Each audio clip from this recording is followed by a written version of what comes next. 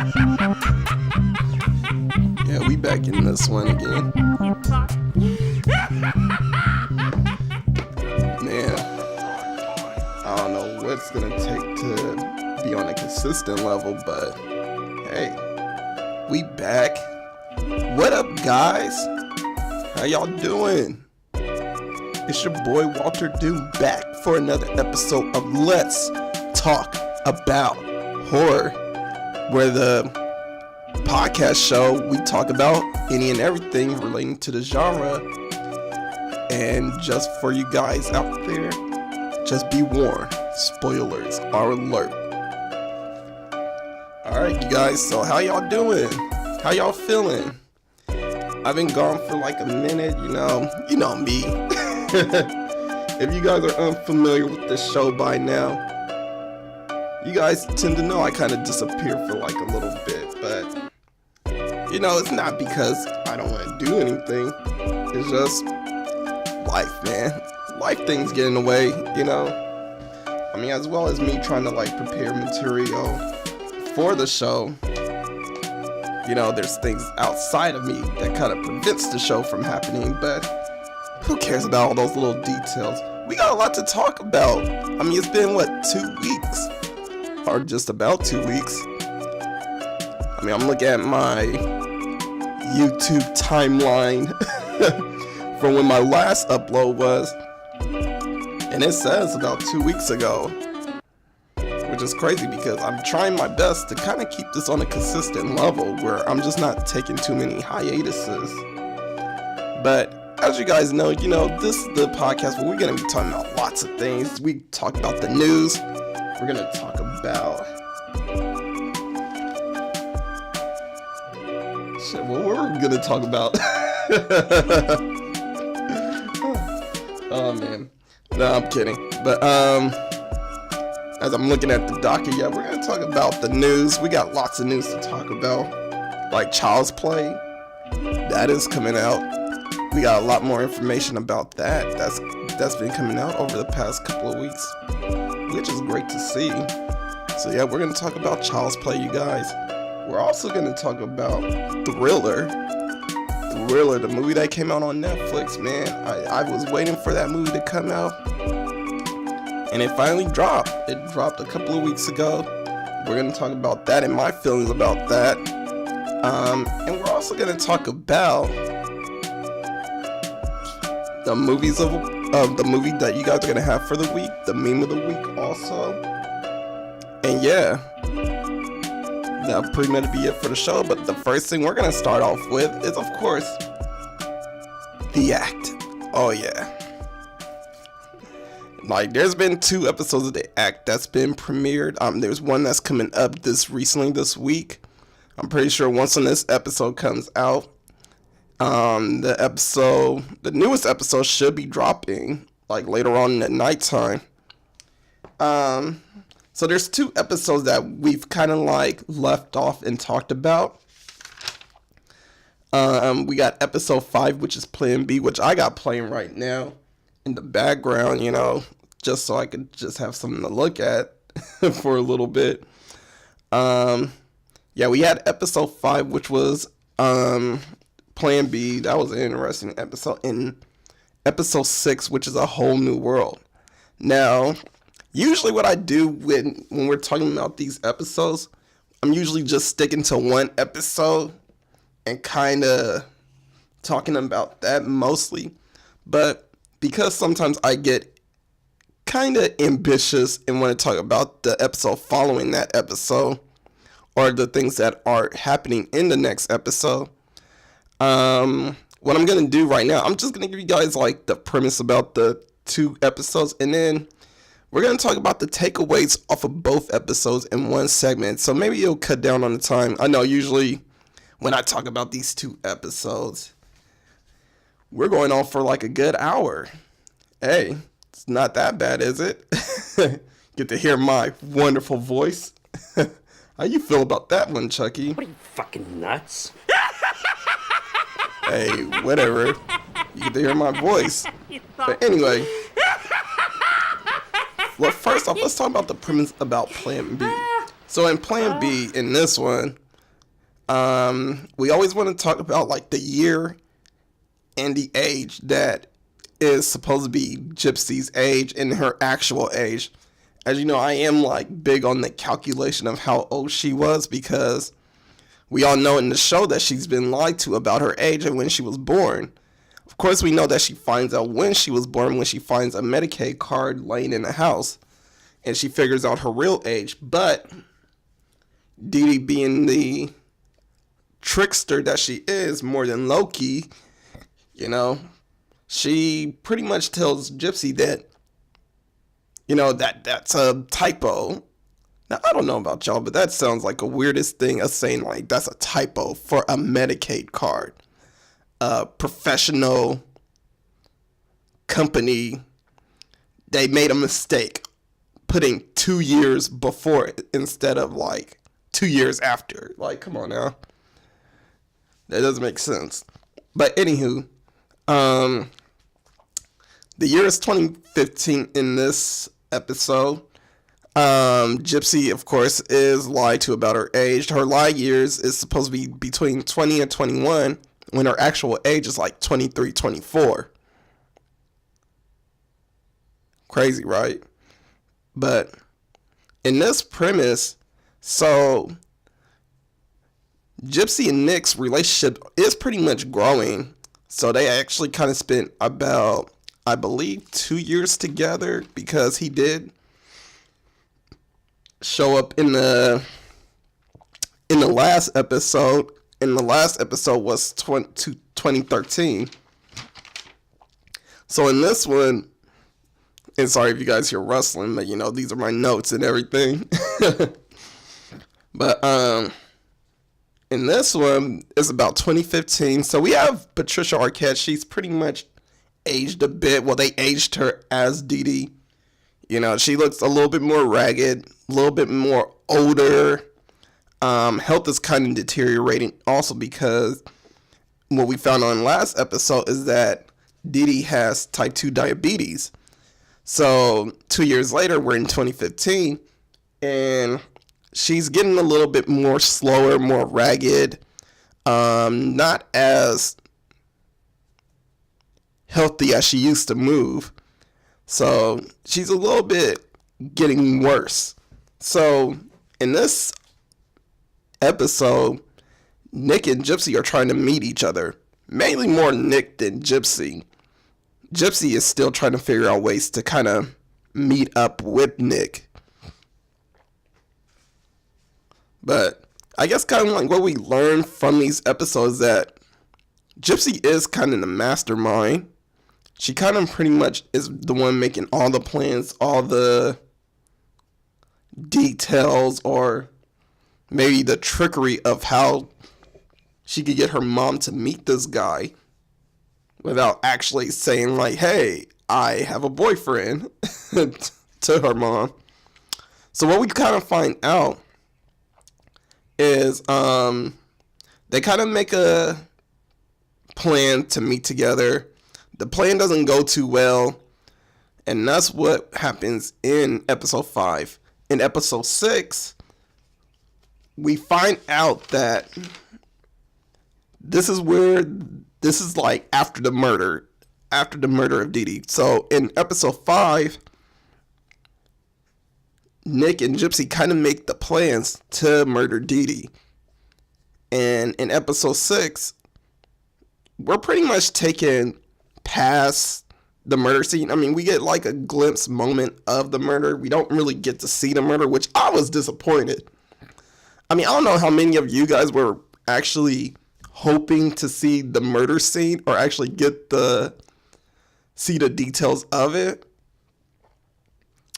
But we didn't get a chance to see any of it. And I was actually really upset by that. I was hoping to see them actually commit the crime. But we're pretty much taken to an after part of the scene, and we're getting a switch back and forth in time. So what happens in episode 6 is we get not only the present of 2015 after the murder, which I put 2013. I don't know why I put 2013. But 2015, after the murder, we get flashbacks of Gypsy when she was young, like around in the 90s, from 91 to like 95, I believe. Maybe further than that. But what we do is that we get like a flashback of how Gypsy mom becomes the woman that she is, and also how Gypsy ended up in a wheelchair. In this episode, we get Margot Martindale, who's a splendid actress, by the way. She plays the grandmother, and we get to see this strained relationship between Dee Dee and her mom, and how Dee Dee's mindset kind of led to where she put Gypsy, before everything went down in 2015. All right, so I mean, those are pretty much the premises of the episodes. So let's talk about takeaways and a little bit more of the details. First thing first. Let me get on Nick for one, because that's the one thing that really stuck out to me the most, is Nick and how he pretty much approaches everything. And the one thing that I feel about Nick is that, can this dude do anything right? I'm just wondering, can this dude do anything right? And not only that, this dude was a strange one. Now, honestly speaking, I don't know how much of this is actually dramatized, because I watched a report on YouTube and they were talking about the show. They actually talked to the real Gypsy, who actually has knowledge about the show. I don't know, I guess she's able to watch it in the prison or whatever. But she said herself that she praises Joey King and her acting as her. She praises her, but she really doesn't like the show itself, and especially how they portray Aaliyah, which is supposed to be Lacey. But yeah, the real Lacey, her name was Aaliyah. And the way Gypsy feels about, the real Gypsy, by the way, the way the real Gypsy feels about how Aaliyah's being portrayed as Lacey, she feels like it's so much further from the truth, because Aaliyah was never that bad of influence around Gypsy. Like, she just feels like the show is kind of creating this character, which, of course, I mean, that's what TV shows do. I mean, they create characters. Even if they're based on real people, they're not going to have everyone down packed as, like, to a T,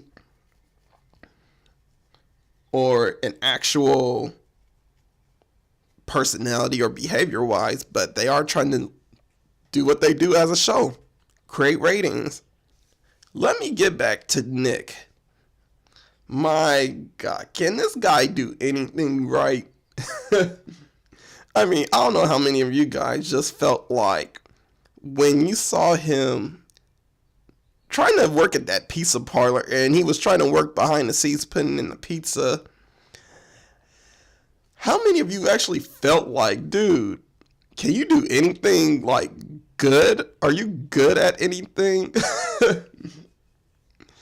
And I don't know how much of it actually is true about how he was as a real person, because I'm pretty sure he was brilliant in whatever areas he could have. I mean, honestly, to me, for someone who has like a bright imagination about characters and personality, I feel like this guy should be a writer. He should be writing literature, or he should be doing comic books, because that seems more of like a fitting job for him.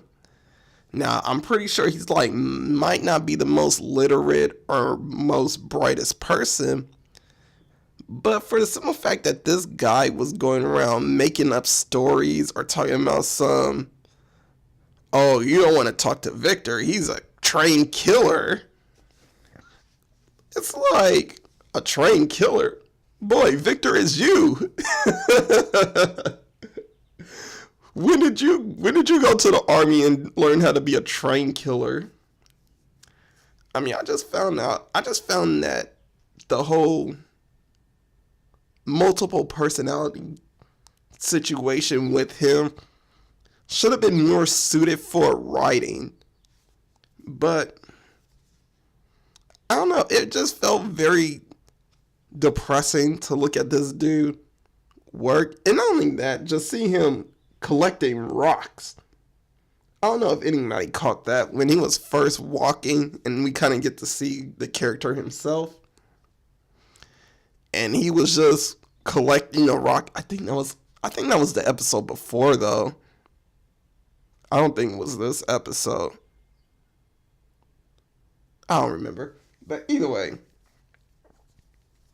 just for the simple fact, oh wait, it was the episode before, I remember now. Never mind. But yeah, but still, for the simple fact that he really didn't really do anything good. And I don't know, I think he said he got like a promotion or whatever. It's like, bro, you're shouting out cars outside. That's not a promotion. You might well be a sign flipper, you know? And I'm not disrespecting those positions or anything like that, but that's a much lower tier than actually flipping pizzas, you know? Yeah, I just found that one to be hilarious, just to see that. And then when he finally meets Dee Dee, I don't know how cringeworthy that was for anyone else. I'm just saying, how much of a dodo brain can you be? I mean, I know your girl, she was planning out things, and you know how some women, they plan out stuff, and it sounds good. Some of us men, we sit there and just like take the ideas. Some of us are wiser than others. When we know a plan sounds like shit, you know, we're like, all right, I'm gonna just sit here and let her plan this out, but all right, let this blow up afterwards, or tell her like, you know, that sounds like a good plan, but we need to probably change this a bit. Nah, but yeah, I know she was planning out everything, and it's like, for some of us that are watching the show, you know, we all have that third person audience moment where we're listening to this plan and we're just thinking like, no honey, that doesn't sound too good.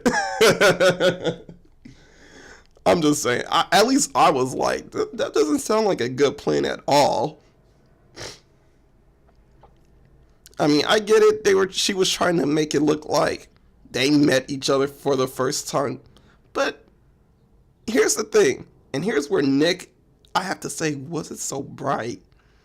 It was like, how come this dude is just not telling her, like, this doesn't sound like it will work, because if we're meeting each other for the first time, we're not just going to end up sitting together or hanging out together, because that's strange. Like, who does that?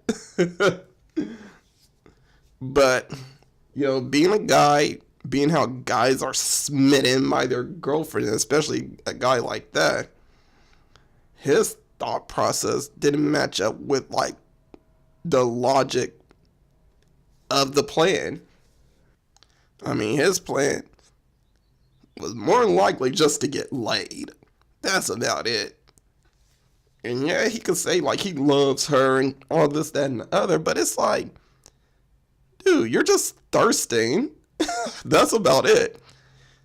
That's all you want. It's just, you know, a little bit of this, a little bit of that, some of that gypsy goodness, and yeah, that's about it, dude. Other than that, I mean, you're not looking at the full picture. I'm just saying, if a girl told me her plan, if we were in the same situation, and I'm not saying that we're gonna have the same mindset as the characters, but I'm going to say I'm going to go in with my type of mindset, and she goes in with Gypsy's mindset. So, if this chick told me, oh, well, what you could do is meet us for the first time, catch us somewhere, we act like we just met, act like we don't know each other, and that's pretty much it. I would have to look at her and be like, okay, how does that work? Like, that doesn't work at all for me. Like, how are we supposed to hang out? How do we end up being together? How does she just end up knowing who I am? Like, and it taking that her mom was unhinged also. Like, she was a tough cookie. And she didn't approve of anything or talking to anybody. If she's just like this person that didn't really want to talk to anybody or have anybody come in between them. I mean, you see how she did Russ in that one episode with the Wolverines. She totally curved that dude. And the dude was like really being nice. Like, he genuinely wanted to get to know her crazy ass. But she was not trying to have it. And it got worse when Gypsy tried to sneak off with that one dude when she found out her age. And she was like writing that note. And her mom found her so quickly, it was still like, yeah, how do you expect to really get away with this one? And it was just cringy just to see him trying to like act like he didn't know her when obviously he did. He looked like a total doofus at that. And it was also funny just to hear him stupidly talking about the words that she told him to say. She told him to say the words.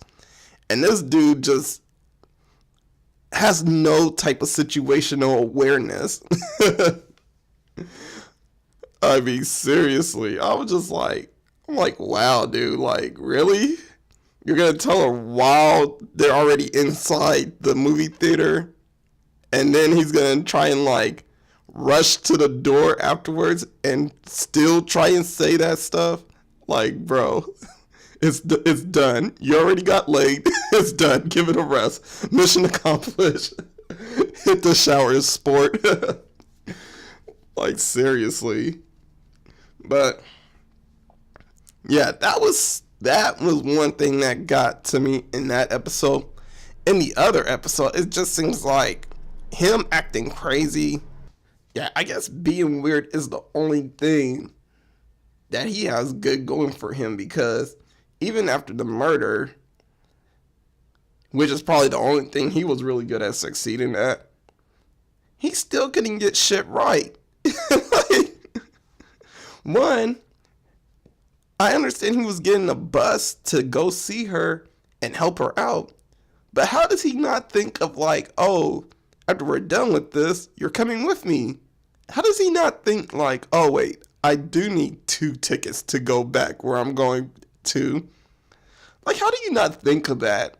Like, he's just sitting there like a dumbass, and he's like, oh my god, I thought I got 2. And it's like, no, nigga. You were thinking about yourself. That's what happened.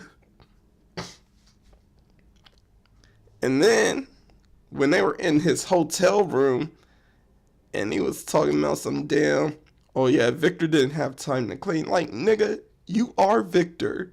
You didn't have time to clean. Shut up. I'm just seriously like, come on, dude, you're cringe. And then when they were making that video, that was even more cringe. I'm just like, bro, stop. No, you're just cringy. Stop it. Oh, man. And then, one thing I do gotta say, though, one thing I gotta actually kind of give props on him about was his attitude towards drugs.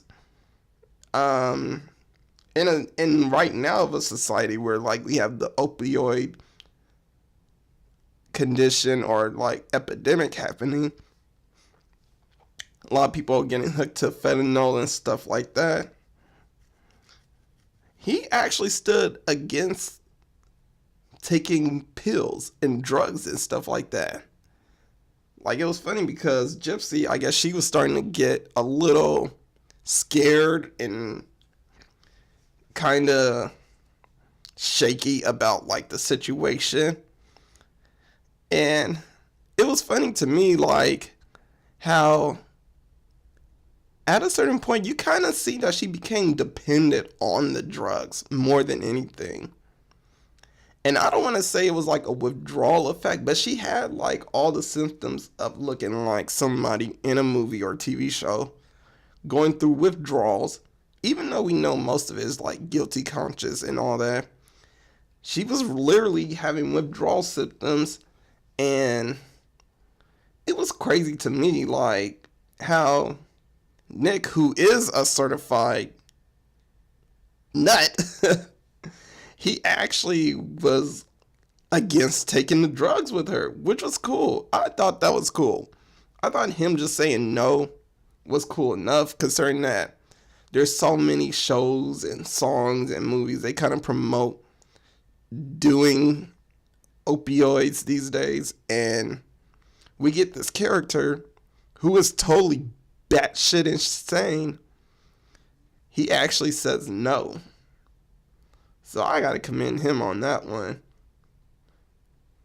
But Gypsy, on the other hand, she was definitely a fiend for that one. She seemed like she was addicted, and honestly speaking, I mean, I'm pretty sure she was. I mean, considering that she's been taking drugs since she was young. So think about, like, if you were like 5 years old, and I'm putting an approximate on it, going from 5 to 24, and all you know is just taking medication after medication after medication.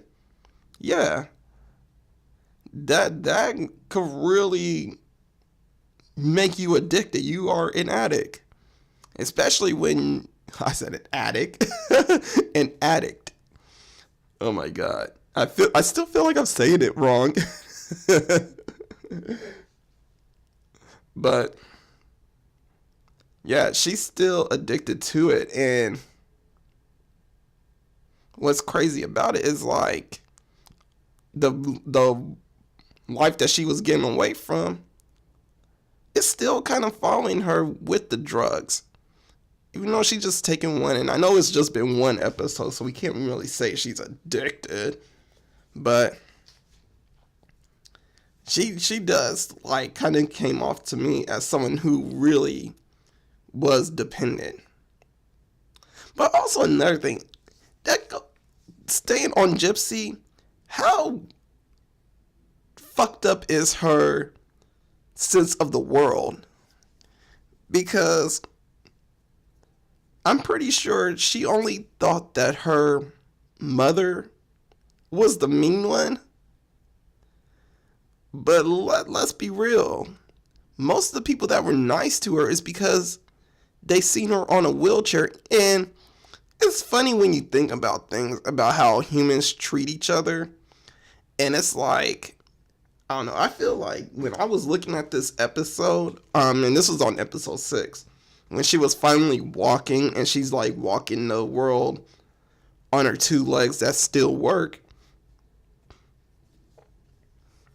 I just found it interesting as how kind of not, I wouldn't want to say defeated, but she kind of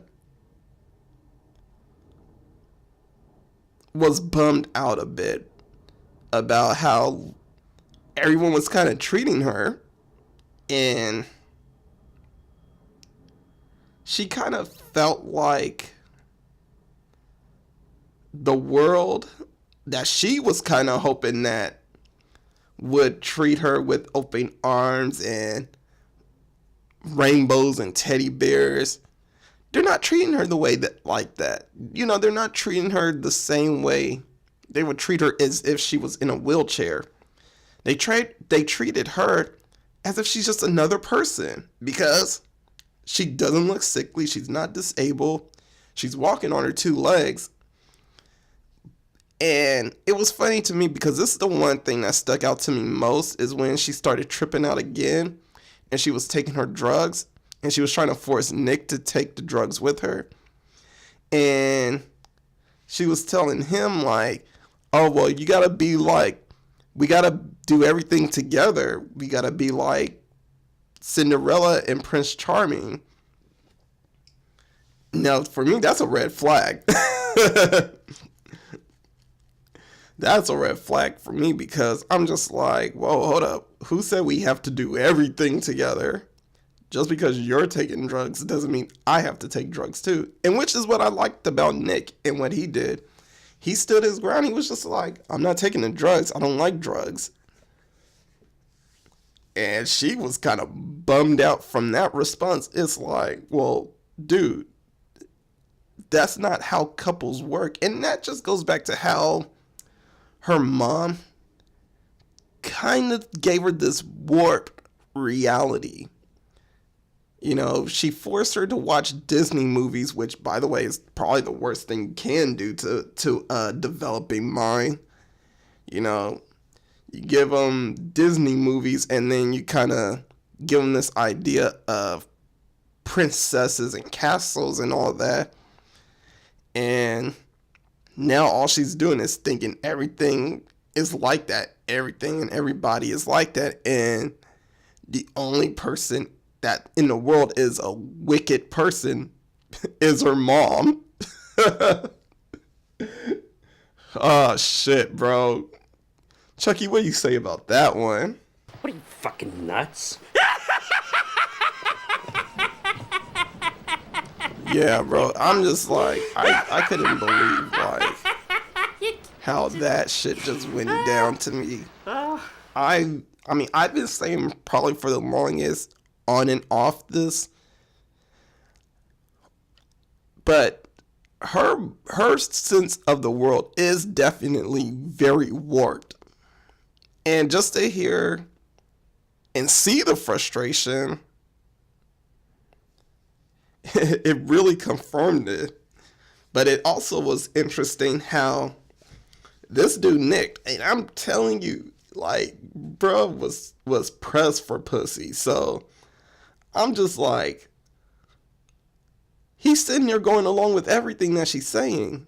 And everything that she's saying sounds like a good idea to him. But no one is telling Nick, like, no, Nick, that's a terrible idea. Like, when they nailed themselves the knife, I thought that was a terrible idea. How are you going to mail yourself the murder weapon? Like, you don't think they're going to try and open your mail, scan that shit, whatever? I mean, I don't know how it works at the postal office, but I was just thinking, like, wow, that's a terrible idea. I feel like someone is gonna find that murder weapon, and when they do get arrested, they're probably gonna look for that specific mail, and voila, they got evidence. They got the murder weapon. They got your prints on it. They got your fucking address on it. Like, that was the worst plan ever. And it's like I said, man, I mean, it just goes to show you that these are two people who are very terrible at what they do. You know, you have Gypsy, who has this warped world in front of her, and the only thing she thinks is evil is her mom. When I don't know about you guys, I mean, her mom was terrible, but at the same time, it's like she was probably like onto something. Well, I mean, she was onto something. I mean, she was pretty much using her as scams and everything. But at a certain point, I'm pretty sure Dee Dee was like, you know what? There's no way you could do this on your own, because now you're at this age where now you're dependent on me. And not to say Gypsy can't learn anything. I mean, she's young. She's relatively young. I mean, like I said, she was 23, 24. She could learn something. But I could tell you it was probably a fucking culture shock when she actually entered the world and she was walking on her 2 feet and not everybody was giving her open arms and smiling and all that. I mean, for real. And Nick, oh man, let's not even. I think I said enough about Nick that was like terrible. I'm just like, dude, come on now. But it was funny also when they were at the motel and they were telling him about when continental breakfast was. And this dude talking about like, oh no, I want to take her somewhere nicer than this. And he takes her to a fucking diner where the waitresses are always mad. I swear, bro. Like, come on now. How you gonna take her to a diner? And then just she's sitting there talking about something. Oh yeah, I want to order some pop. What kind of pop do you guys have? And when the waitress gave her an answer of, honey, I got other tables I'm waiting on. What do you want? And Nick didn't say shit. Oh man, it was like, bro, Nick didn't say shit. This dude's sitting here eating his food, big chilling. She's just sitting there all butthurt and just like, I'll just take some orange juice. Oh man, I swear if it was like any other female, I swear it would have been like chaos after that. For the man. Nick would have had his ass chewed out and not in a good way. Oh man. But yeah, that's just my thoughts about those two characters. Let's talk about Dee Dee for a second. And yeah, we'll pretty much move on after that. Let's talk about Dee Dee in both episodes because we kind of get two different Dee Dees. Well, they're not really two different Dee Dees, but we get like an older one and a younger one, which is kind of the start of the whole making Gypsy disabled. So let's start with the older one because this was episode 5. Now, my thing about Dee Dee in episode 5, she was getting sick.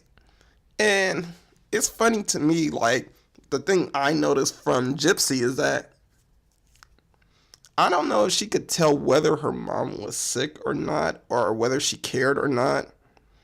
Because I think at this point, Gypsy was so hell-bound on trying to get back at her mom for forcing her into the wheelchair all these years and forcing her with these medication and all this manipulation. And not to mention, I mean, she is getting like that outside influence from Nick. So whatever he's telling her is kind of like making her think a little bit more differently. Now, the thing with Dee Dee is that since she got type 2 diabetes, I mean, she's a lot more sick and slower than usual. So here's the thing that kind of annoyed me is when Dee Dee finally figured out what happened, well, what was going on with Gypsy, and, you know, after Nick pretty much called the mom and actually talked to her and told her what's up, Gypsy sat there and complied with Dee Dee on getting tied to the bed. Now, in the episode before, she was fighting Dee Dee and actually spit on her, and Dee Dee pretty much quit after that. But in this episode, she actually complied. She actually sat there and just complied like, dude, you didn't have to comply. You literally could have just walked out the fucking house and just been like, you know what? I'm going to show the world what you're doing. Like, just like that. I swear, it's funny to me. Every time I hear about this story now, or each time I do research on this story, on a real life situation, and this was coming from a Dr. Phil episode that I was watching, but Dr. Phil did ask Gypsy, like, how come you just didn't stand up? Like, how come you just didn't go outside and just stand up and expose your mom for the things that she was doing? And this chick's response was, I didn't think about that.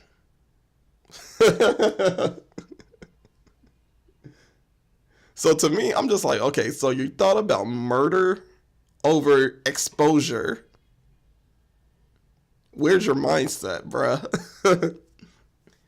And that's even more like, even with Nick too, like, who is supposed to be the dude in her life, her Prince Charming and what have you. But even he didn't give the idea of saying like, well, why don't you just expose your mom for the liar that she is?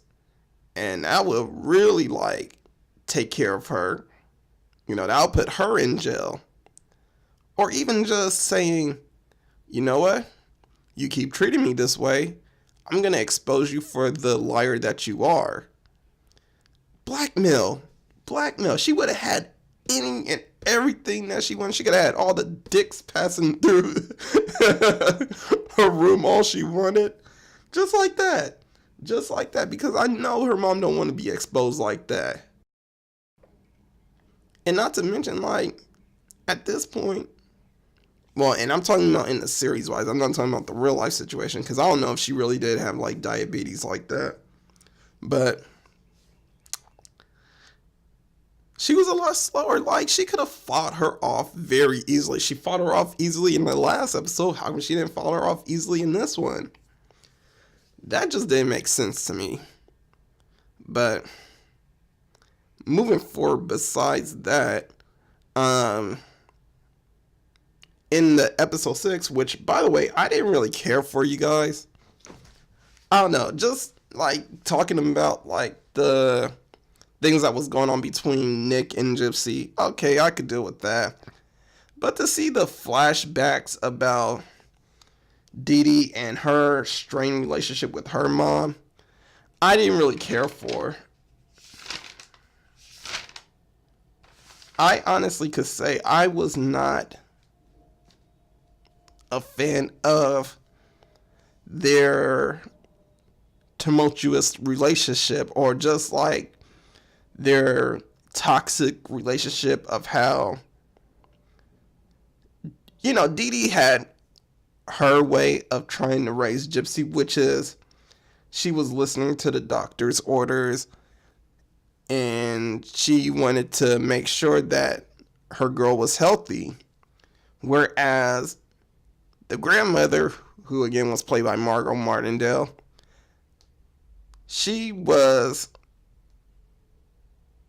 just raising her old school, just like how a mother should raise her. You know, raise her to the best of your ability, because there's no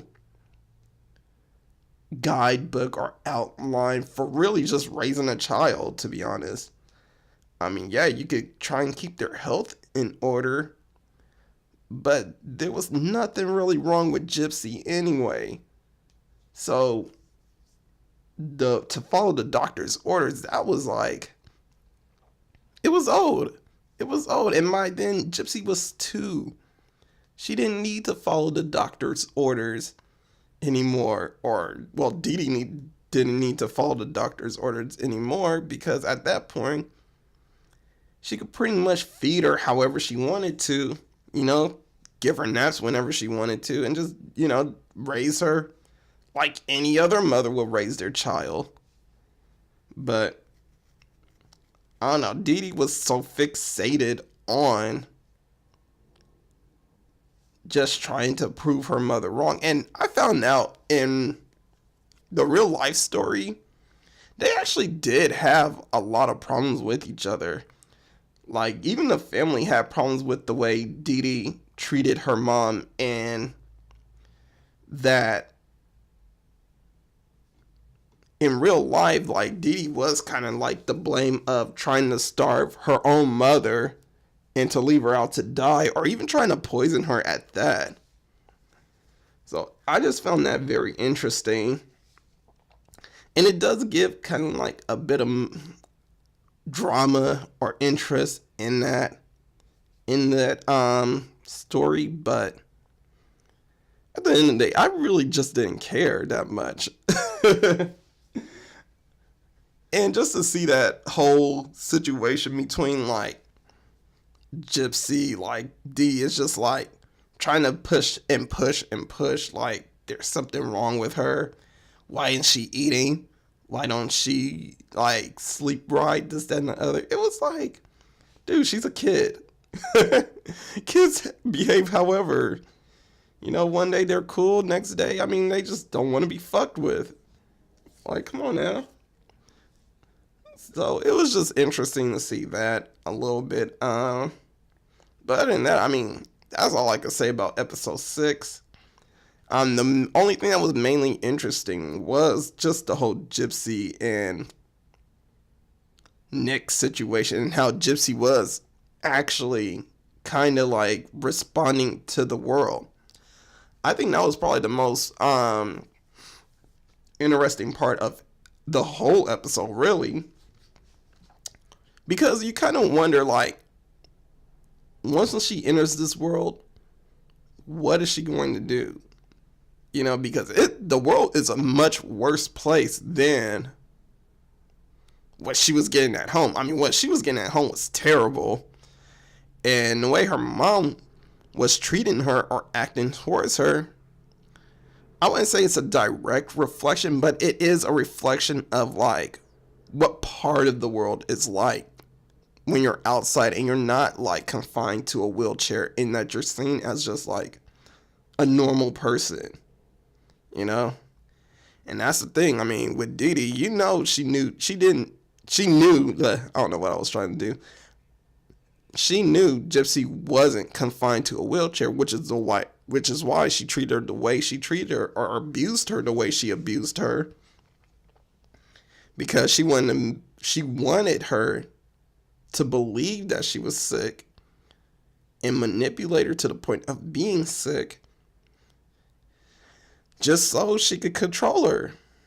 And then when she got older and she started figuring out, and I mean Gypsy, when Gypsy started figuring out, like, hey, I'm not really as sick as my mom is making me believe I am, Dee Dee was taking extreme measures as much as she can, but I don't know. Well, that was like both episodes, episode 5 and 6. There should be one coming up tonight, which should give you guys an idea of when I'm recording this shit. I can't wait to watch it. I always watch it like around Tuesdays. I don't know how many of you guys actually wait until Wednesday to watch it, but you can actually catch the show Tuesdays at 9, which is amazing because they run the show on East Coast Standard Time, which is dope. I mean, I wait till 9 o'clock. I'm like, all right, it's 9 o'clock Tuesday. The action be coming on.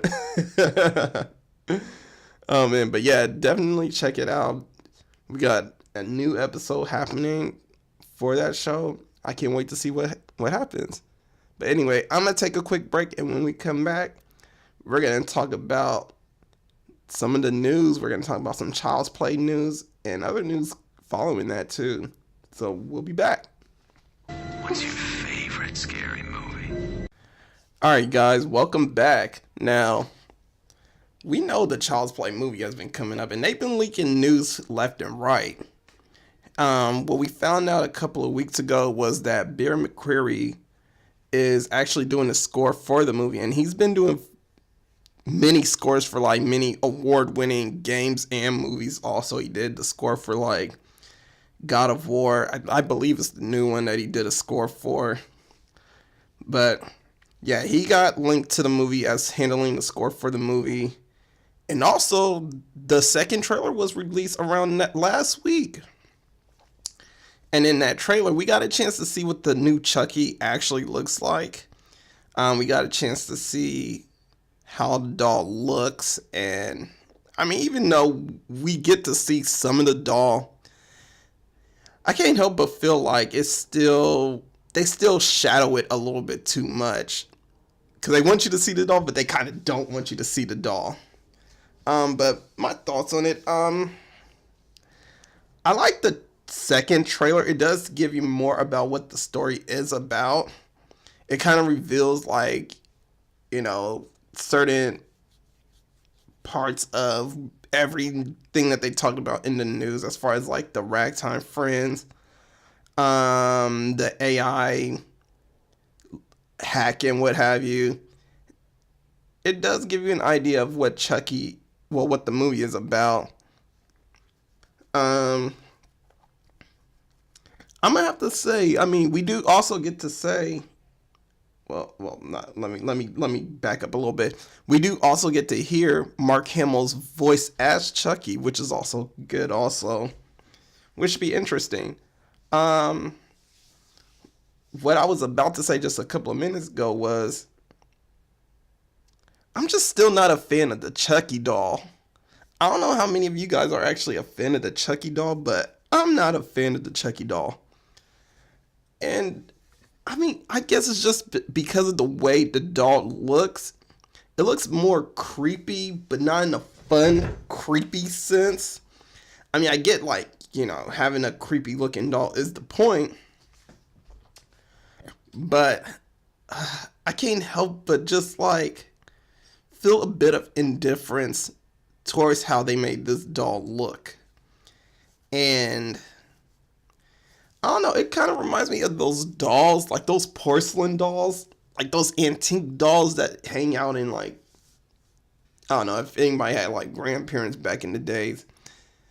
It just reminds me of those type of dolls, just one of them antique dolls that just they look creepy and you just don't want to touch them, yet you feel like they're gonna come to life and all that.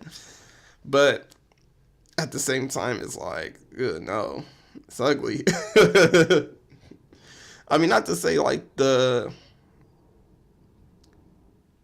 original Chucky doll was bad, because the thing about the old Chucky doll, I feel like it was resonant to its time when it came out, when the first Child's Play came out, and they made the doll look like every other doll that's came out in the 80s,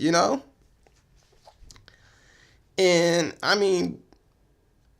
the way I look at it, when I was growing up thinking about Chucky, I always related him to the My Buddy dolls.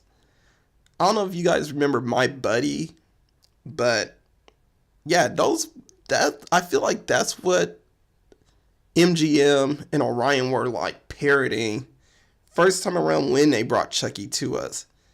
They were parodying the My Buddy dolls as a doll that would come to life and start killing.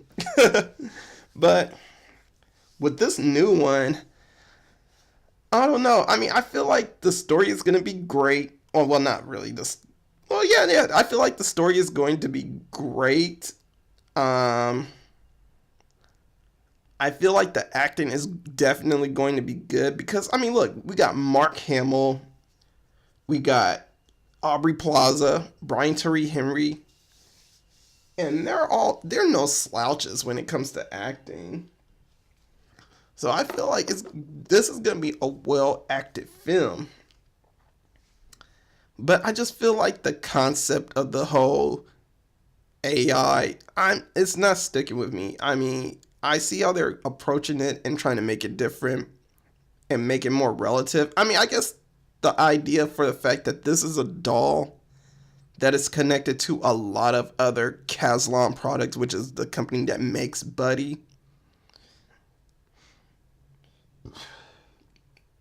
I feel like it's interesting how they're kind of relating it to almost Apple in a way, because you see in the trailer, there's this drone that attacks a guy, and you see how you could connect Buddy to, or should I say Chucky, to any other Caslon products in the house.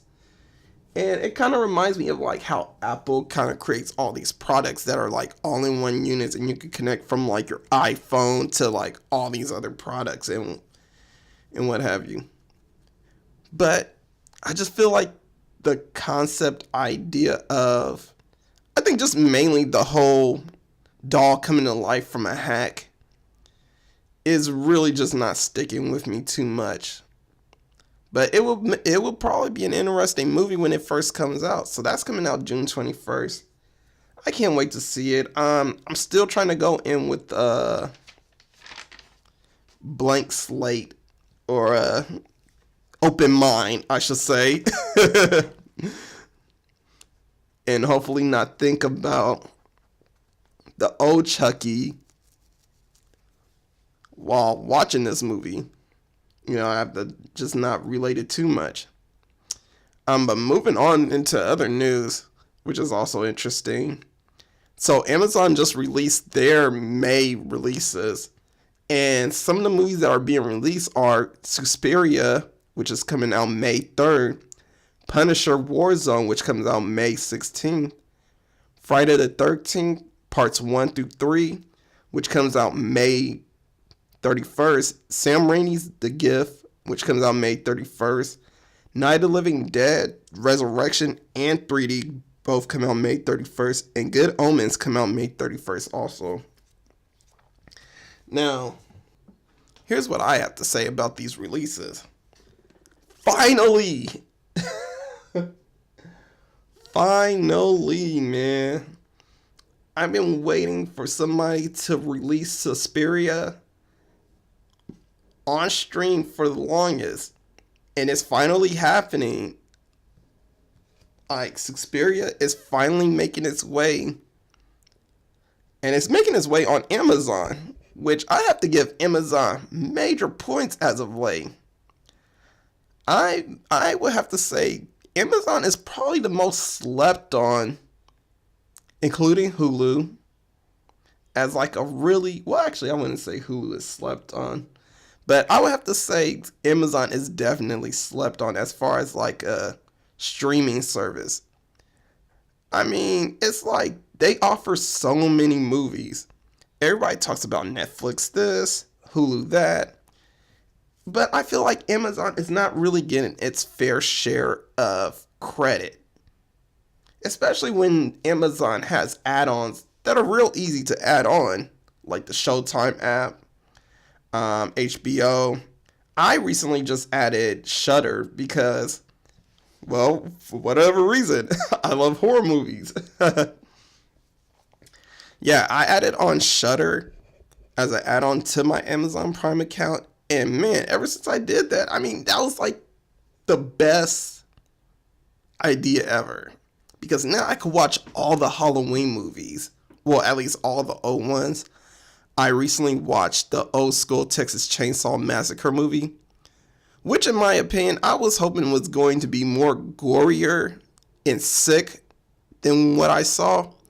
I swear, I feel like the overhype is real sometimes with people. Everybody was saying, like, before I seen that movie, they were talking about how disgusting and sordid that movie was. And I was like, ooh, old Texas Chainsaw Massacre? Okay, I'm going to check that out. I actually watched it. It was definitely violent, but it wasn't as gory or disgusting. I was hoping. Like, I'm probably going in there with the mindset of, like, I'm expecting Human Centipede disgusting. But it wasn't even disgusting at all. Or even not even Human Centipede. Maybe Hostel. Hostel was pretty gross also. At least the first one was. But, I don't know. It didn't really struck me in any type of way. I wasn't really, like, freaked out by it. I was just like, I'm waiting to be amazed. I don't know. But it was a cool movie all in all. I swear that one, if you guys ever watched that movie, I swear the one guy, that one dude that cut his hand, that dude was a freak. I swear. That dude was a freak. I don't know what his case was, but he was a weirdo.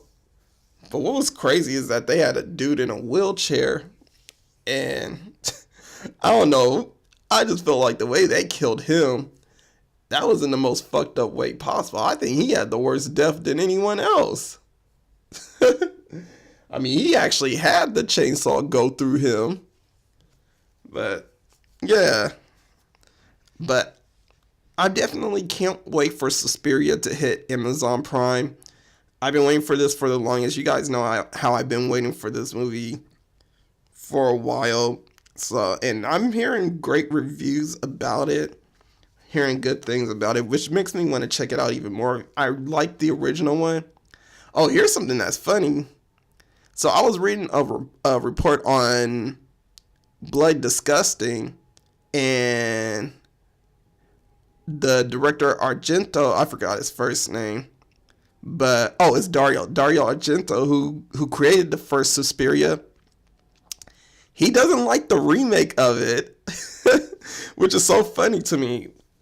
Like, he said in an interview that, and it was a pretty brief mention about this movie, but he mentioned in an interview that the movie lacked what did he say? He said it lacked I can't remember what he said right now. I think it was like something with like colors, the soul of the first one. Like, it just lacked like the whole fantastic, cool production that the first one did, and that it was just too focused on, I guess, being too serious or too dark and what have you. And I found that interesting because, yeah, we are getting kind of like a lot of remakes. I mean, and the remakes are not going to stop, but we have been getting like a lot of remade movies, especially in horror, because, well, right now, because of it, it kind of set the peak or the foundation for remade horror movies. Because right now, I mean, we're about to get Suspiria hitting Amazon, and we're about to get Child's Play coming out pretty soon. And not to mention Candyman is coming out next year, which is featuring no Tony Todd at all. Oh man, but the black dude from Aquaman.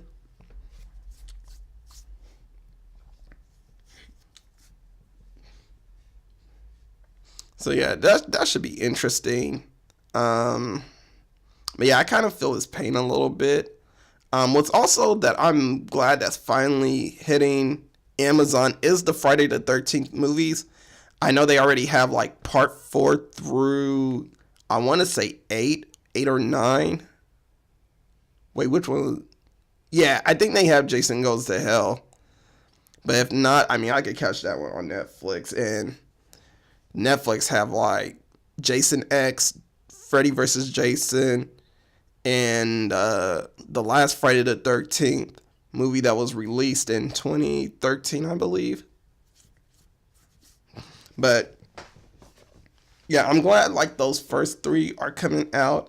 For those of you guys that don't even know, there is a court case happening right now between the original creators of Friday the 13th, and it's pretty much a battle in court for the longest, which is why we haven't really received any new Friday the 13th movies, because the creator of Jason and the company that made the Friday the 13th movies, they're pretty much in a battle, and it's pretty much a battleground of seeing who actually owns Friday the 13th.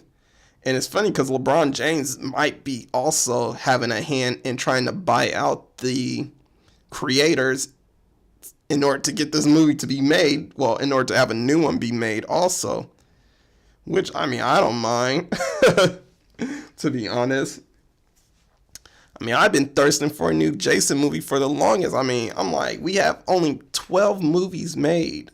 Like, where's the 13th movie? Been waiting for this for too long. Yeah, but right now, I don't know where it's at.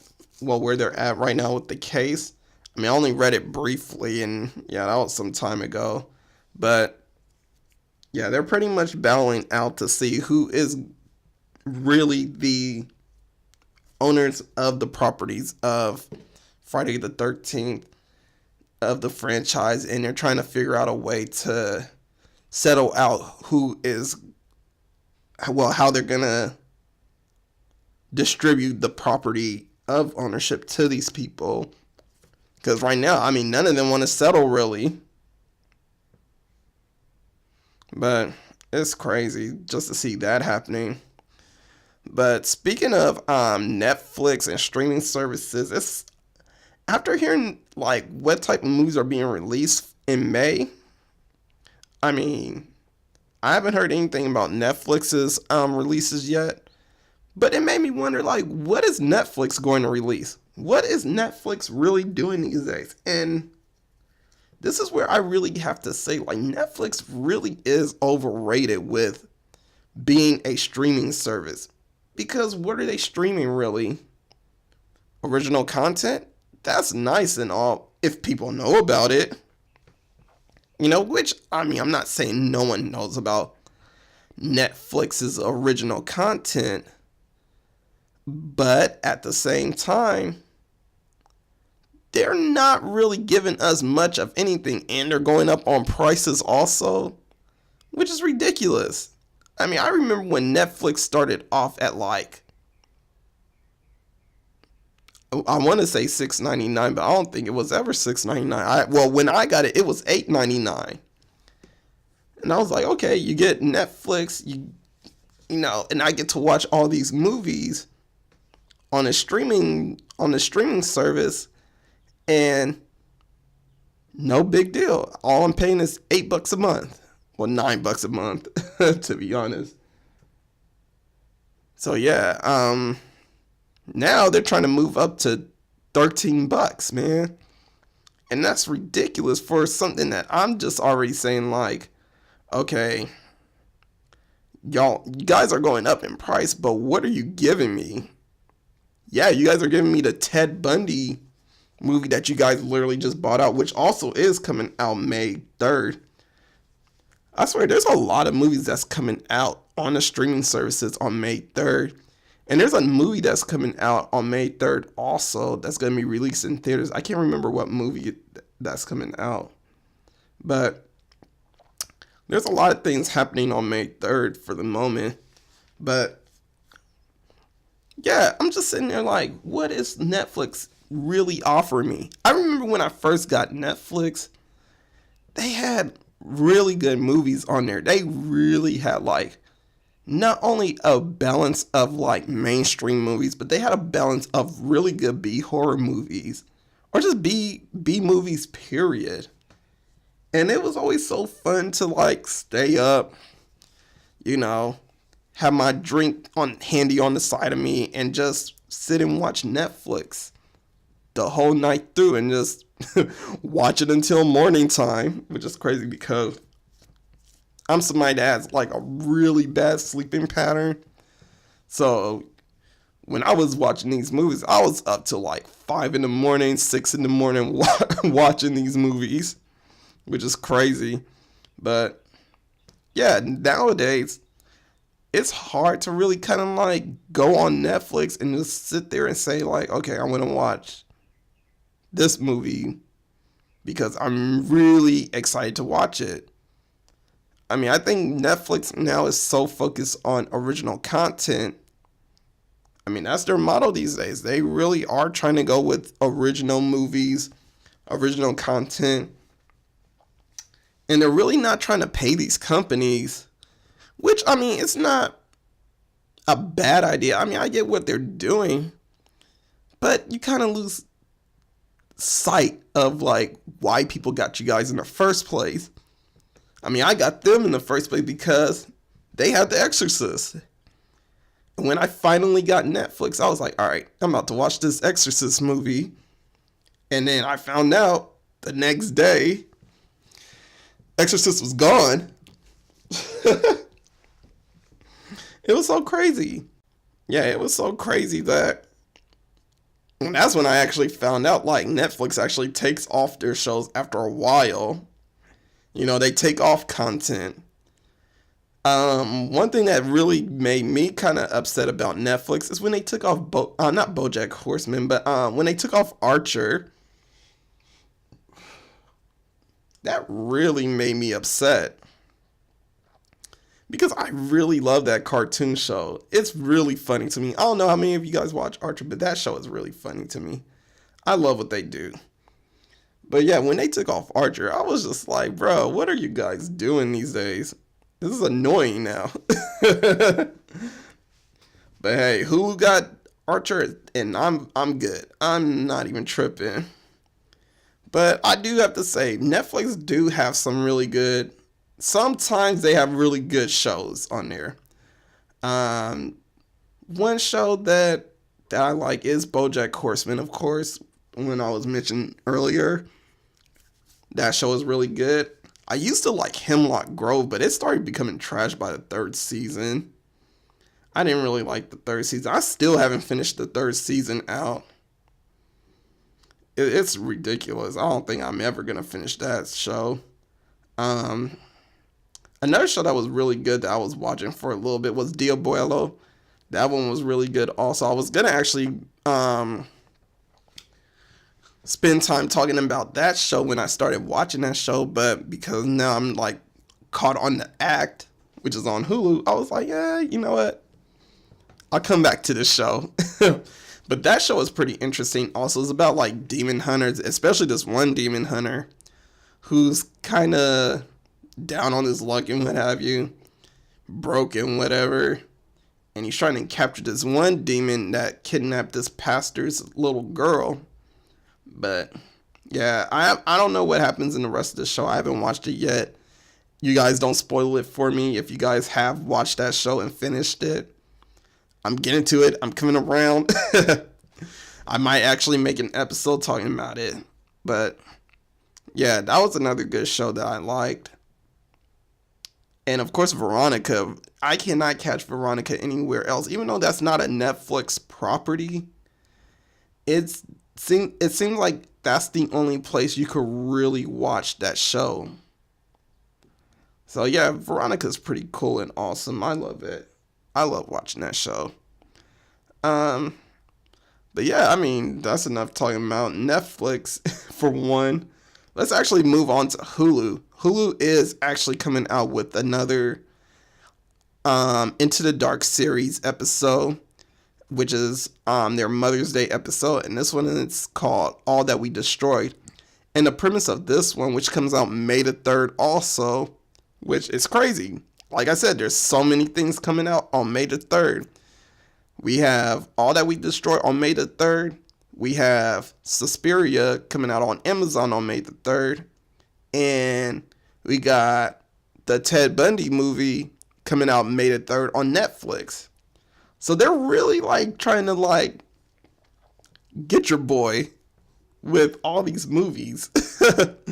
I'm telling you right now, May the 3rd, man. It's about to be movie marathon for me. Well, I'm pretty sure when All That We Destroyed that comes out, that's gonna come out on Thursday at 9 because it'll be midnight on the East Coast Friday. So I'll be able to watch that movie like then.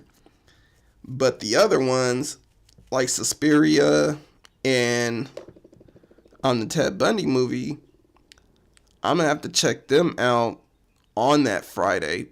So Friday's about to be real lit for me.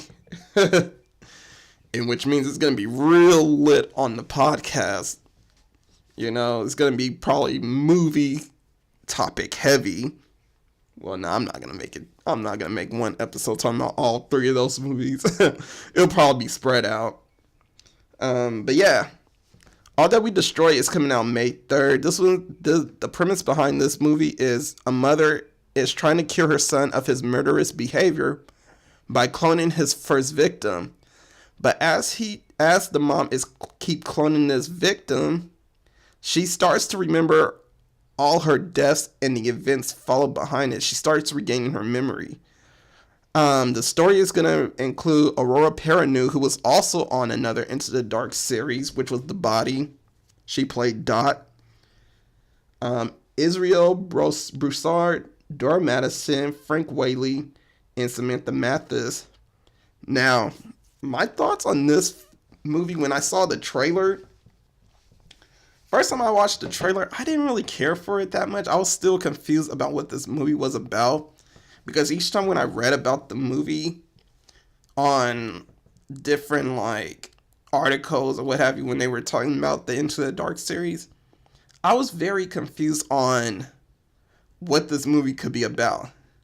But after seeing the trailer, my God, my world just exploded. Oh man. I swear, we are definitely going into Twilight Zone territory. And by the way, am I the only one that just didn't realize Twilight Zone was going to be a streaming show for CBS? I'm kind of upset about that. I did not know that they were making it a streaming show on CBS, which they're trying to force me to get CBS All Access, and I'm just like, nah, bro. I already got enough streaming services as is. Oh my God, what the hell am I trying to say? Oh my God, yeah, I already got enough streaming services as is. I'm just like, dude, I do not want to add another streaming service unless it's that Disney service. Now, let me tell you guys something. That might be the game changer and the Netflix killer. Why? Think of all the stuff that Disney owns now. Seriously. I maybe was talking shit about Disney when I was talking about Gypsy and her obsession about the world and how she viewed the world more as a Disney outlook, but let's be real, bro. Disney is really about to kill the game for a lot of people right now. Now, I don't think they're going to kill off Amazon Prime or Hulu. Because, I mean, let's be honest, Disney kind of owns some parts of Hulu. But I can tell you one thing, Netflix might get killed. I mean, Disney is already pulling out some of their movies from Netflix. And now that Disney is going to launch their own streaming service this year, it's about to be a mayhem for Netflix. Because think about it. Disney owns their own properties. They own Marvel. They own Star Wars. And they own Fox. You know how much stuff Fox owns? This is a game changer for sure. Like, we're just gonna lose our fucking minds once when this shit comes out. I mean, we're gonna be able to watch The Lion King. We're gonna be able to watch The Simpsons. We're going to also be able to watch all the Star Wars movies. I haven't seen the original ones, like the original 4, 5, 6. I have not seen those movies. So to have a service that's going to let me see that movie, I'm all in for it. I'm also all in for the fact that it's going to have all the X-Men, all the Toy Stories. I haven't seen Toy Story 3. Yeah, bro, it's just going to be insane. It's going to be dummy lit for Disney. Mickey Mouse, you may take my asshole of money. Seriously. Because that is just money rape right there. I'm just like, wow. But moving back to, we really got sidetracked for a moment. But going back to All That We Destroy. Yeah, it sounds like a very interesting episode for the Into the Dark series. It sounds very Twilight Zone-y, with the whole simple fact that they are killing this girl, they're cloning her, which is also still kind of like a controversial issue. I mean, people still aren't with that cloning shit yet. And this clone is starting to remember how many times he's killed her, or like she starts developing her old thoughts and, memories again. Now, predictions, because this should be interesting, and I'm going to try and be as specific as possible because I've made predictions about the other movies before, and I was dead on my predictions, maybe kind of in a vague sense, but I'm going to try and be as specific as possible. So my predictions are, I believe in my first prediction, here's what's going to happen. So I think we're going to find out that the clone might be a girlfriend of his. And the reason why I say that, because you see, he kind of touches her, the son, I should say. He tries to touch Aurora's character in a very intimate manner, and she kind of like rejects his advances.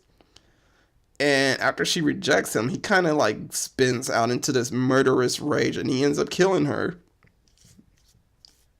That's one prediction that I think is going to possibly come out in this movie, which is probably like a no-brainer at that. I mean, it just seems like something that would happen in this type of movie. But what I think might also happen is that I think the clone is going to kill him. Now, I think, like, not only is the clone going to kill him, but I think the clone is going to kill the mom also. Now, that one is kind of like a crazy prediction, but also a prediction that I feel like is probably just going to come out anyway. But those are my two predictions that I think is going to happen, because, I mean, what do you think is going to happen at the end? Like, it just has all the makings of, like, she will eventually kill him and get back at him. You know? But, yeah, that one comes out May 3rd. Another movie that we want to talk about, well, that I kind of want to talk about, which is our last news of today, is the Jason and Michael Myers movie. Oh yeah, there's a fan film out on YouTube right now. It hit 1.5 million views in 1 week. And from this day while I'm recording, it has an approximate of 7 million views. Maybe even more than that. But it's this movie called Michael versus Jason. Evil Emerges. And it's a very interesting film. I would have to say this is probably one fan film that is really good.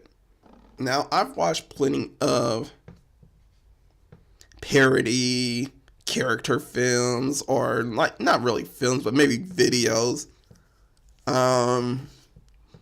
Like when Machinima used to do their Bad in the Sun series, and they had like Heroes versus Heroes or Heroes Collision Course or whatever that shit was called.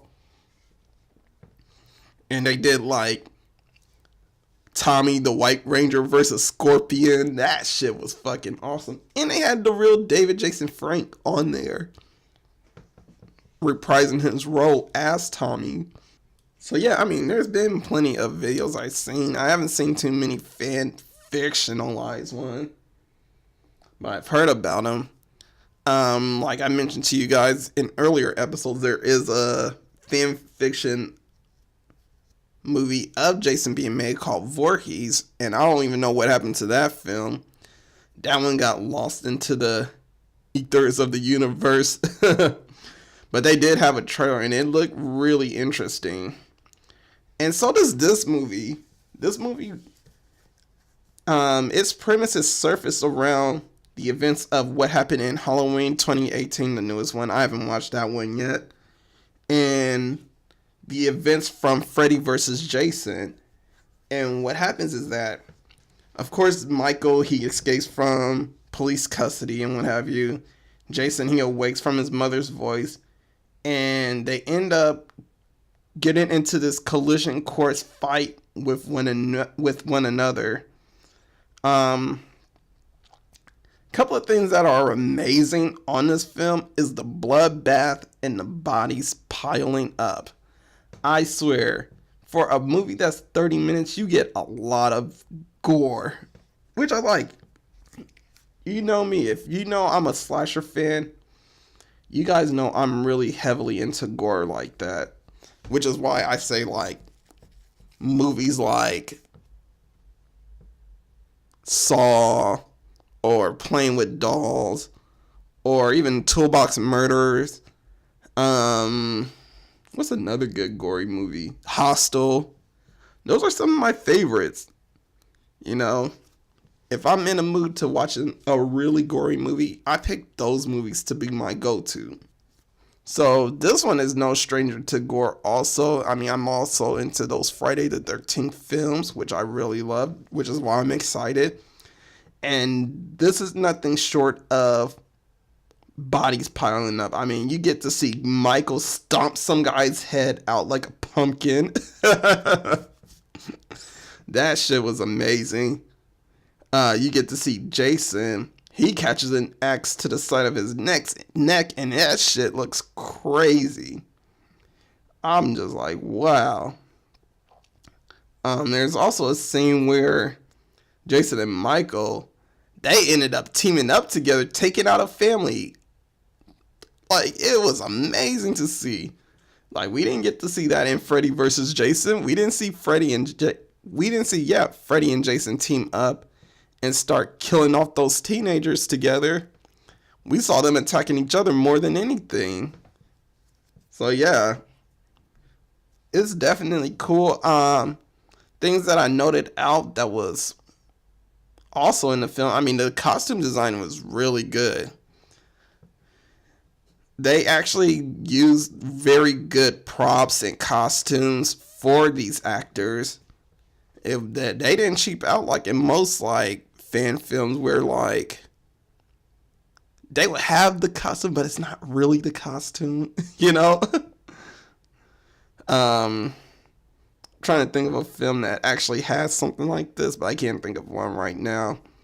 The violence was really good. This was nothing like After School Massacre, which I watched on Amazon. There was like real ass blood everywhere. Good violence everywhere. The only thing that was trash was the CGI shooting that they had with the people whoever had guns and all that. But at least they didn't cheap out on blood. They really had like really good blood spills everywhere. They didn't go on the CGI route like fucking, what was that movie called? I can't remember what that movie was, but it was the one with the sorority house and the witches. Not the witches. They weren't witches. They were just praising the devil. But damn, it was another movie that had CGI though. I can't remember it. And I know I talked about it before.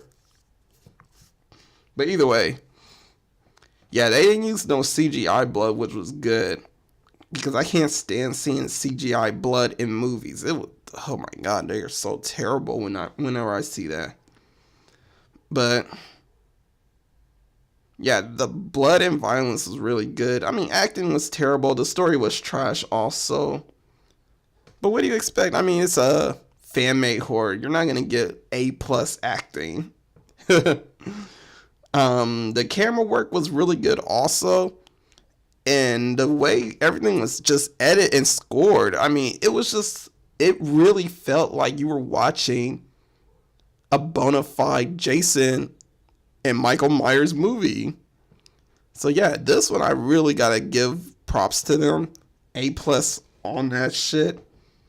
I mean, it's definitely worth watching. If you get a chance to watch it, if you haven't watched it already, you could check it out on YouTube. You know, it's called Michael versus Jason, or Jason versus Michael, Evil Emerges. Anyway, just put Michael Myers versus Jason Voorhees, and you'll find that movie.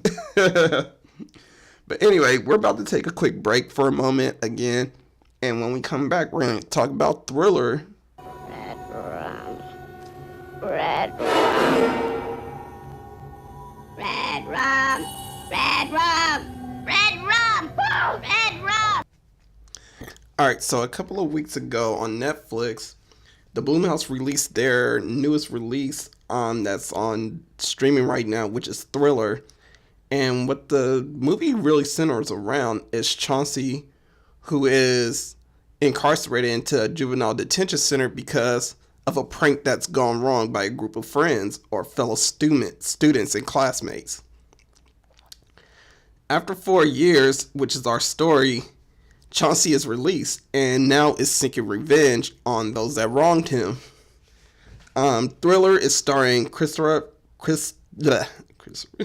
Jessica Lange, who plays Lisa, Mitchell Edwards, who plays Ty, and Jason Woods, who plays Chauncey. Also in the movie, we have RZA, who plays the principal in the story. The thing about Thriller that I felt when I first watched it, I mean, it is a slasher film. It's an urbanized slasher film, in my opinion. And I would have to say the story isn't that great, really. Like, the story is definitely a typical slasher story about just things going wrong, about framing somebody and now they're looking for revenge. The storyline wasn't really that good. The kills on this movie was real dull, by the way. I mean, the most probably exciting kill on this movie is seeing the gangster in the movie get killed. He got cut up into little pieces. But there was nothing extreme about these killings in this movie. Most of it was pretty much were off-screen majority of the time. Another thing is that there is a plot twist, and the plot twist is pretty predictable also. So, what makes this movie actually what makes this movie good is the internal struggles with each character. The struggles that they face in life. And basically the struggles is dealing with just being a minority living in an urban neighborhood, or just, how should I say, a low income poverty neighborhood. Or as my people would like to call it, the hood. Yeah, man. I mean, I just thought, like, what was good about this movie was just basically their struggles. And I feel like that could have been more of a benefactor that they could have used with the characters. And could have been more of a focus in this movie. I wasn't too much of a fan, basically, with, like, the whole everybody's running from I mean, I get it. They have to run from Chauncey, but at the same time, I wasn't a fan of it. There were some pretty cringy moments, like the character Kim. Now, Kim, she's supposed to be this thought, to kindly put it. But, yeah, her sister was killed by Chauncey because Chauncey pushed her off of a second floor, and he didn't know it was her. He thought he was being terrorized by some evil spirits and whatever. And that's the thing. Like, when I was looking at this movie, it was like, who wouldn't react that way? These kids are supposed to be like, they look like they're in middle school. And it's like, who wouldn't react in a way that Chauncey reacted? I think I would too. And not to mention, like, hey, even though Chauncey is slow, I mean, the boy still got phobias. So it was funny to me to, like, well, not funny, but it was stupid to me how, like, they were trying to scare this boy, but thinking like, oh, yeah, this is gonna be fun and funny, when it wasn't really funny at all.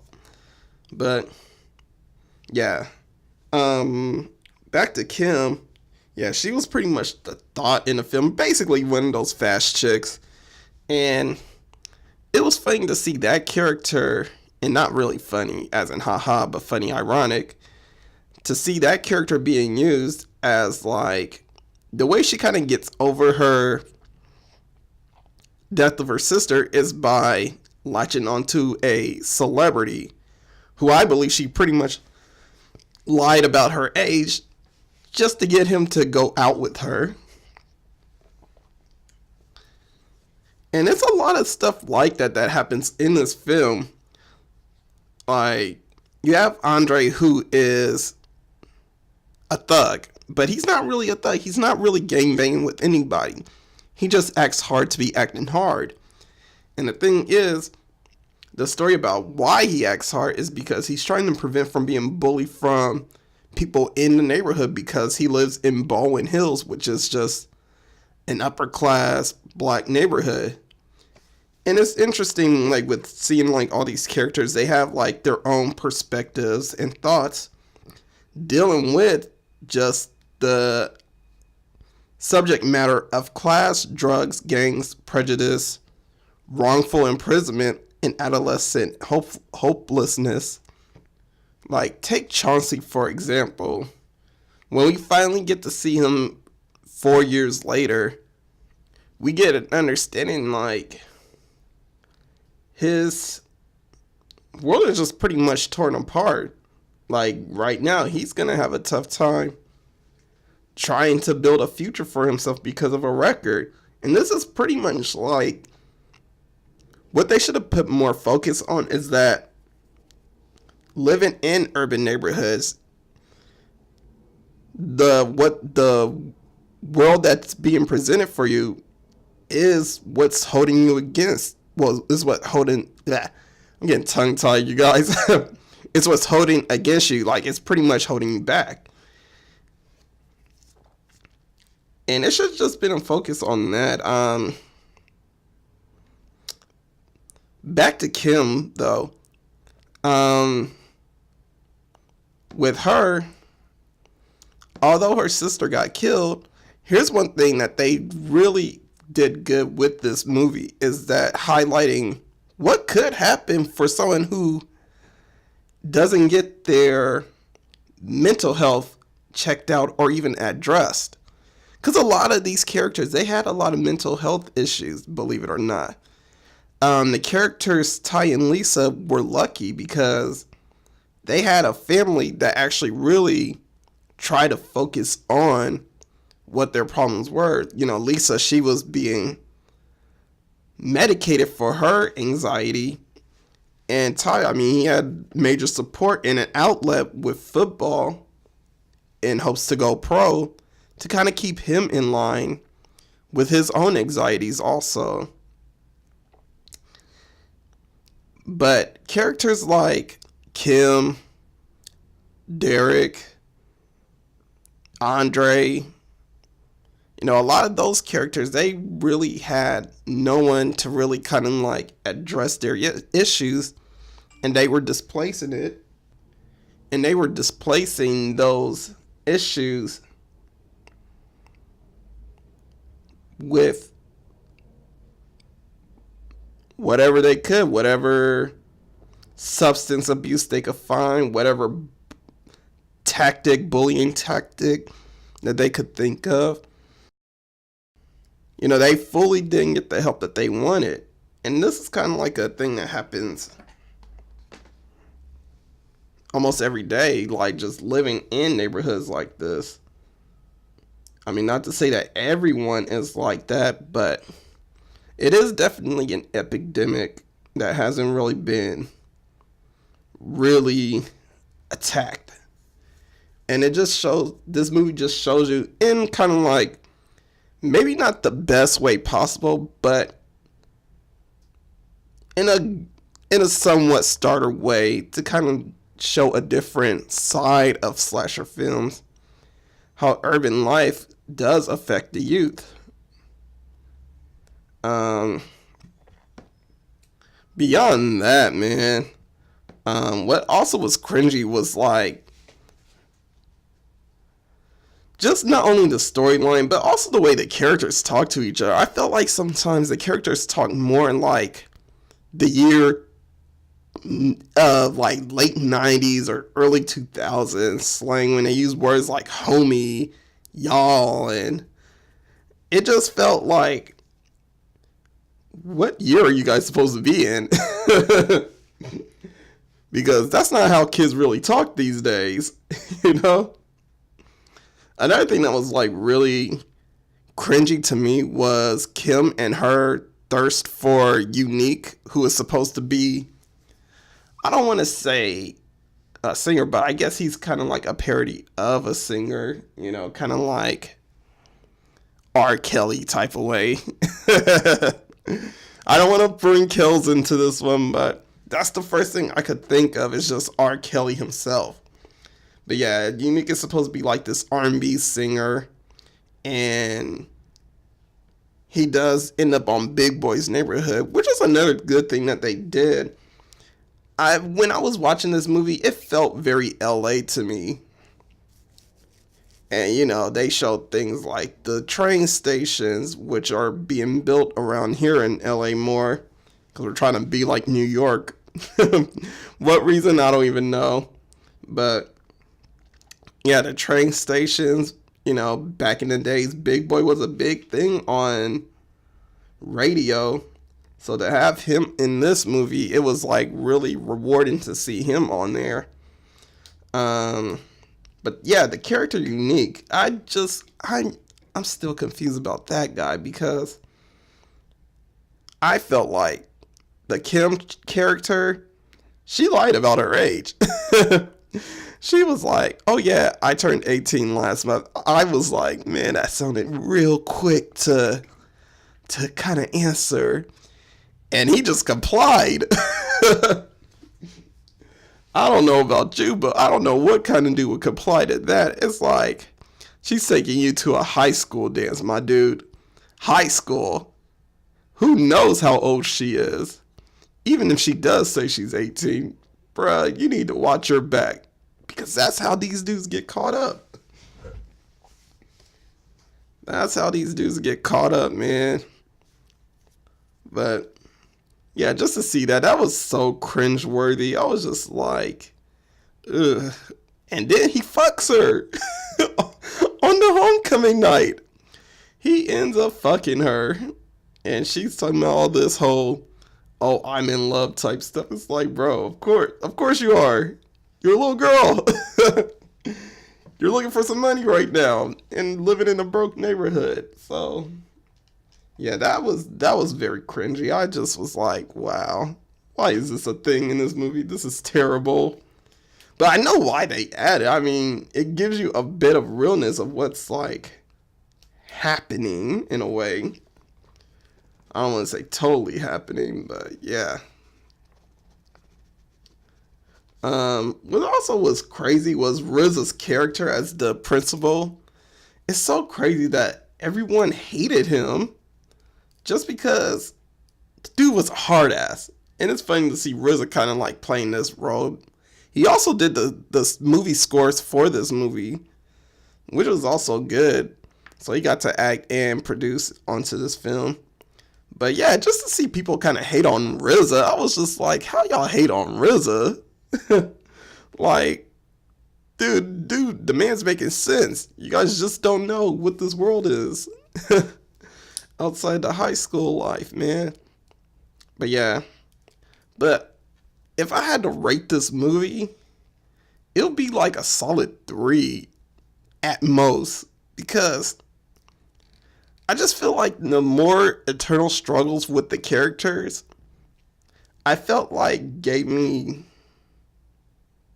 a bit of drama within the film, more than just them trying to run away from Chauncey. Just to see like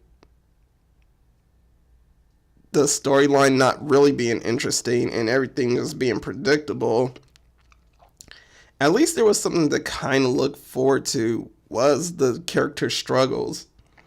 And like I said, they should have put more emphasis on that. Maybe find a way to work their eternal struggles into the film. Maybe it would have changed the movie. It would probably been a different film, but it probably would have been something worth watching than what was presented for us. But yeah, that's a solid 3 for me. I mean, I can't give it anything higher. I think that's all I really could say about this film right now, because I can't really go into too much without giving too much of the plot twist at the end. But anyway, yeah, we're going to go ahead, take another break, and then we're going to get to the outro of the show. Wendy, darling, light of my life, I'm not gonna hurt you. You didn't let me finish my sentence.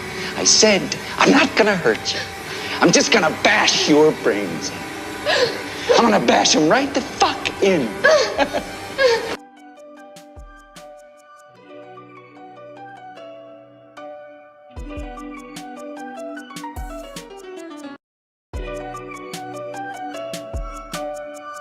Alright, you guys, so welcome to the end of the show. This is pretty much the outro, and I'm gonna give you guys a couple of things. First off, it's gonna be the movie to watch, the must-watch movie, and this week is gonna be Annihilation. I'm pretty sure a lot of people watched this movie before, but it is a sci-fi horror film starring Natalie Portman and Oscar Isaac. I'm sorry, I was about to say his name backwards. Man, I don't even know why. But anyway, yeah. And what's happening is that they're on a space exploration. Natalie Portman and a group of other women. Gina Rodriguez is in that one. That really brought my attention to watching that movie. When I saw her on there, I was like, oh, okay. You guys got my attention. But yeah, definitely check that out. I believe they got it on Amazon Prime. It was on Hulu for a little bit, and I think it still is. But yeah, definitely check that one out. And today's meme of the week is Freddy versus Freddy. So I came across this meme, and what it has is like a picture of new school Freddy Krueger with Robert Englund himself. And what it says is, and I don't know if I'm saying it word for word, but here's the gist of what it says. It says, new Freddy is going, why doesn't anybody like me? And Robert Englund Freddy says, because you're not me, bitch. Man, that one was hilarious to see. I really liked that one. That was definitely the meme that needs to be looked at. But other than that, we're about to go ahead, close out the show. You guys know where to follow me: Instagram, Walterdoom. Leave your comments, subscribe, like, all that shit here on YouTube. Other than that, I'll check you guys out another time. This is another episode of Let's Talk About Horror. This is America. Don't let them catch you slipping now. Peace.